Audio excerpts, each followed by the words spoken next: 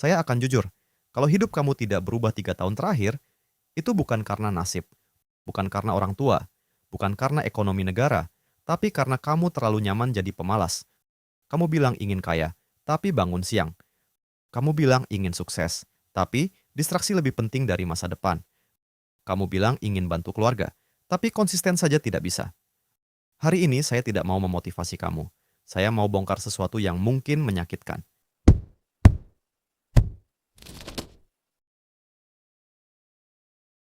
Cerita sedikit ya, karena ini nanti akan nyambung ke materi yang ingin saya sampaikan.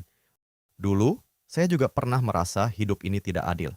Saya sering bertanya dalam hati, kenapa ada orang yang nasibnya terlihat selalu beruntung? Baru sekali mencoba, langsung berhasil. Mereka mulai usaha kecil-kecilan, tahu-tahu beberapa waktu kemudian sudah terdengar kabar kalau usahanya sukses. Padahal kalau dipikir-pikir, mereka tidak lebih pintar dari saya. Teman-teman satu angkatan saya dulu, nilainya bahkan jauh di bawah saya. Ada juga tetangga saya, ibu-ibu yang tidak terlalu paham teknologi, yang saya anggap gaptek. Tapi nyatanya, mereka bisa berhasil juga.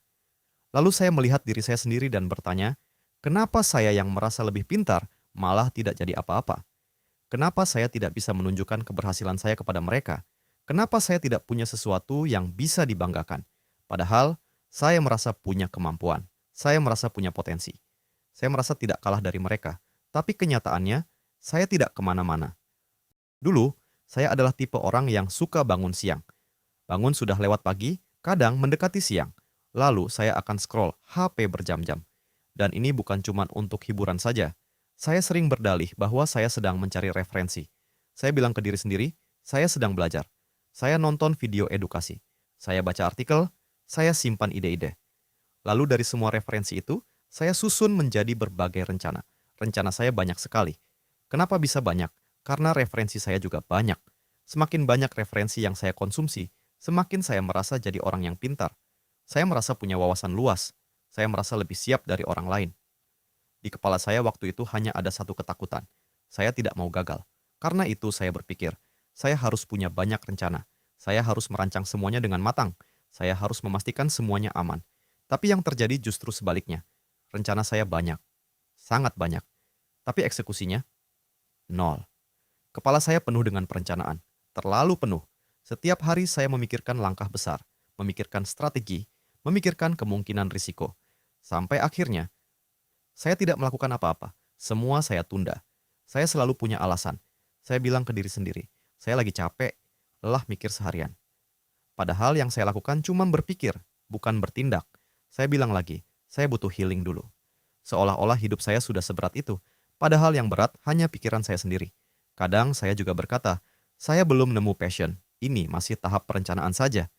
Saya merasa itu alasan yang terdengar cerdas, terdengar dewasa, terdengar bijak. Padahal kenyataannya sederhana. Saya malas bergerak.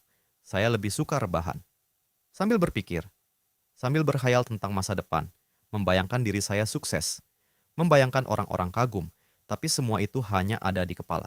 Dan yang lebih parah lagi, saya nyaman dengan kemalasan itu. Karena menjadi pemalas itu sebenarnya enak. Tidak ada tekanan besar, tidak ada tanggung jawab berat, tidak ada risiko gagal, tidak ada rasa malu karena mencoba lalu gagal. Karena saya memang tidak pernah benar-benar mencoba. Saya merasa aman, tapi tanpa saya sadari, ada satu harga yang saya bayar diam-diam. Hidup saya tidak bergerak. Orang lain melangkah pelan-pelan. Sementara saya hanya berdiri di tempat, sibuk memikirkan arah, tanpa pernah benar-benar berjalan. Sampai suatu hari, saya sadar satu hal. Orang rajin itu bukan lebih pintar dari saya. Mereka cuma lebih tahan tidak nyaman. Coba dengarkan baik-baik ya. Mereka cuma lebih tahan tidak nyaman. Itu saja. Simple kan? Tapi memang sesederhana itu justru yang paling sulit dijalankan. Kalau kita tidak benar-benar mau berubah, kalimat itu cuma terdengar seperti motivasi biasa. Padahal isinya tamparan. Saya dulu berpikir, orang sukses itu pasti punya motivasi besar setiap hari. Pasti bangun pagi dengan semangat membara.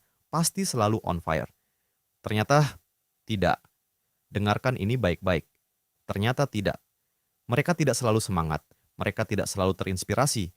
Mereka cuma melakukan hal yang membosankan. Berulang kali.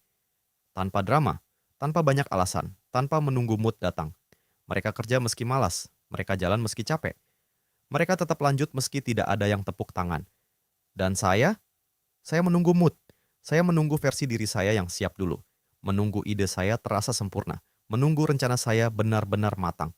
Menunggu semua risiko terasa aman. Saya sibuk menumpuk ide. Saya sibuk mencari cara agar tidak gagal. Saya sibuk berpikir ribuan kemungkinan. Padahal satu langkah kecil untuk mulai saja belum saya lakukan. Lucunya, saya merasa produktif. Padahal saya hanya aktif di kepala. Dan di tengah semua itu, saya baru sadar satu kalimat yang menyakitkan. Mood tidak pernah membayar tagihan. Motivasi tidak pernah mengisi saldo rekening. Yang membayar tagihan adalah tindakan, sekecil apapun itu. Dan selama saya masih menunggu mood, hidup saya akan terus menunggu juga. Mari kita jujur sebentar, malas itu bukan cuma soal bangun siang, bukan cuma soal rebahan. Malas itu lebih halus dari itu.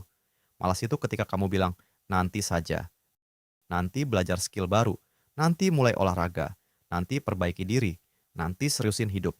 Malas itu bukan diam, malas itu menunda, menunda belajar, menunda berkembang, menunda mulai, menunda konsisten. Dan setiap kali kamu menunda, kamu sedang menunda uang masa depan kamu. Kedengarannya lebay? Tidak. Coba lihat polanya. Skill tidak naik, value kamu tidak naik, harga diri di pasar tidak naik, penghasilan tidak naik. Sesederhana itu. Dunia tidak membayar niat. Dunia membayar kemampuan. Tapi kamu sibuk bilang, ekonomi lagi sulit. Padahal kalau mau jujur, yang sulit itu bukan ekonomi. Yang sulit itu kamu disiplin. Yang berat itu kamu konsisten. Yang menyakitkan itu, kamu harus melakukan hal yang tidak kamu suka. Setiap hari. Itu pahit. Tapi, itu nyata. Dan kenyataan tidak peduli kamu siap atau tidak. Saya tidak berubah dalam semalam. Saya tidak tiba-tiba jadi manusia super. Tidak langsung bangun jam 4 pagi. Tidak langsung disiplin 100%. Saya cuma mulai dari satu hal kecil. Bangun 30 menit lebih pagi. Itu saja. Tidak heroik. Tidak dramatis. Cuma 30 menit. 30 menit itu saya pakai untuk belajar. Besoknya, masih berat. Minggu pertama, masih ingin menyerah. Masih cari alasan. Masih ingin balik tidur. Bedanya satu. Saya berhenti bertanya. Lagi mood nggak ya? Saya ganti pertanyaannya jadi lebih kejam. Sudah waktunya belum? Kalau sudah waktunya, ya lakukan. Tidak peduli mood datang atau tidak. Dan dari situ saya sadar sesuatu yang penting. Disiplin itu bukan soal semangat. Semangat itu naik turun. Disiplin itu soal identitas. Soal kamu memutuskan, saya ini orang seperti apa. Karena saat kamu melakukan hal kecil, setiap hari, bangun lebih pagi sedikit, belajar sedikit, latihan sedikit, kamu pelan-pelan berhenti jadi orang malas. Kamu bukan lagi orang yang menunggu mood. Kamu adalah orang yang sedang berubah. Dan orang yang berubah setiap hari tidak butuh motivasi besar. Dia cuma butuh keputusan kecil yang diulang. Besok, lagi. Setelah beberapa bulan, tidak ada keajaiban, tidak ada jackpot, tapi ada satu hal yang berubah. Skill saya naik, sedikit. Percaya diri saya naik, sedikit. Cara pikir saya berubah, pelan-pelan. Dan anehnya, peluang mulai muncul. Bukan karena saya beruntung, bukan karena algoritma tiba-tiba sayang, bukan karena ekonomi membaik, tapi karena saya berhenti jadi orang yang menunggu. Dulu saya menunggu mood, menunggu yakin, menunggu siap, menunggu waktu yang pas. Sekarang, saya bergerak dulu, baru percaya diri menyusul. Saya jalan dulu, baru peluang datang. Saya kerja dulu, baru hasil kelihatan. Ekonomi saya tidak berubah karena nasib. Ekonomi saya berubah karena saya berhenti jadi penonton di hidup saya sendiri. Saya berhenti menunggu. Saya mulai bergerak. Dan itu yang akhirnya membuat segalanya ikut bergerak. Kalau hari ini kamu merasa hidup kamu lambat, tanya diri kamu dengan jujur. Apakah kamu benar-benar tidak mampu? Atau kamu terlalu nyaman dengan alasan? Tidak ada yang datang menyelamatkan kamu. Tidak ada motivasi ajaib. Tidak ada momen sempurna. Yang ada cuma pilihan kecil hari ini.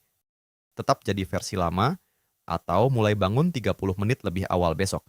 Hidup kamu 3 tahun ke depan ditentukan oleh keputusan kecil yang kamu ulang setiap hari. Dan kalau kamu masih menunggu motivasi, mungkin kamu belum cukup lelah dengan keadaan kamu sekarang. Pilihan ada di kamu.